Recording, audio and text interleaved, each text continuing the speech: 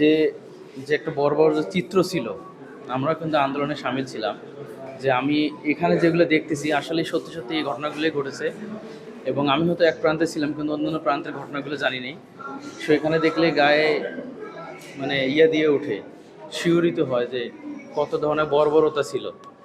একচাটিয়ে যে সরকার, গুম খুন আয়নাঘর, এ ধরনের কত ধরনের মানুষ নির্যাতিত হলে এই ধরনের কাজগুলো করতে পারে, এগুলো এখানে উঠানো আছে। এবং এটা অনেক ভালো হবে, মানে মানুষ এখান থেকে শিক্ষা নিতে পারবে যে ক্ষমতা কারোর জন্য, মানে ক্ষমতা আসে ক্ষমতা যাওয়ার জন্য, ক্ষমতার অপব্যবহার করা যাবে না।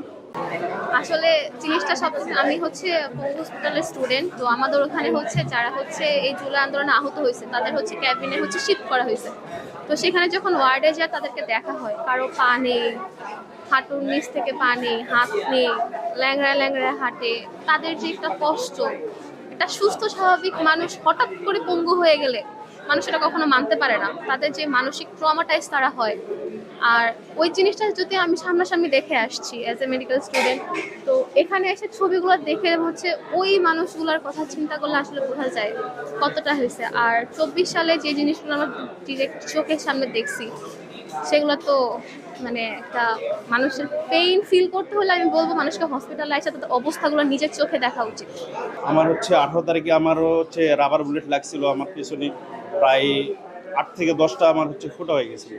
তো এই কষ্ট থেকে আমি ওদেরকে অনুভব করতে পারতেছি, আমার সামনে অনেকে মারা গেছে, আমি অনুভব করতে পারতেছি আল্লাহর রহমতে আমি যে বাইসে আছি।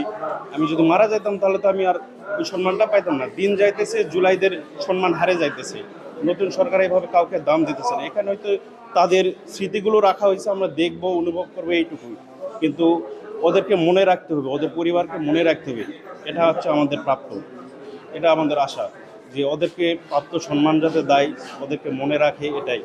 আর শেখ হাসিনার সাথে তার এক নেতা কথা বলতেছে যে বর্তমান রাজনীতিক তখনকার প্রেক্ষাপটে কি অবস্থা। তো শেখ হাসিনা তার এক নেতাকে ব্রিফিং করতেছে যে কতজন মারা গেছে, এই ব্যাপারে তার নেতাকে অবহিত করতেছে, আশ্বস্ত করতেছে জুলাই গণ অভ্যুত্থানের সময়কার অবস্থা।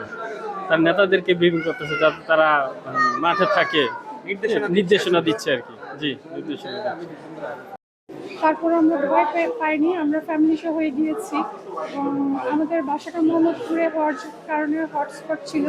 আমাদের বাসাটা দোতলা, ওইখান থেকে দুই পাশের বারান্দা দিয়ে আমরা দেখতে পেরেছি এবং যতটুকু সম্ভব সবাইকে হেল্প করার চেষ্টা করেছি। আমার ছেলে অনেক গল্পের বই পড়ে, তার ছোটবেলা থেকে এই গল্পের বই পড়ার নেশা। সে যখন টিয়ার শেলগুলা ছুঁড়ে মারতো তখন আমাদের রুমের ভিতরে লাগিয়ে রাখলেও ধোঁয়াটা আসতো, মানে এসে চোখ মুখ একদম জ্বলে যেত।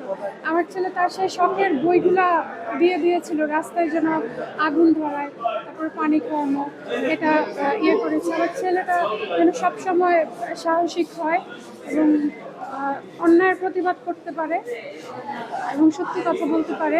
এই মেসেজটা দেওয়ার জন্য ওকে নিয়ে এসেছি, ঘোরানোর জন্য। আমরা ফ্যামিলি সহ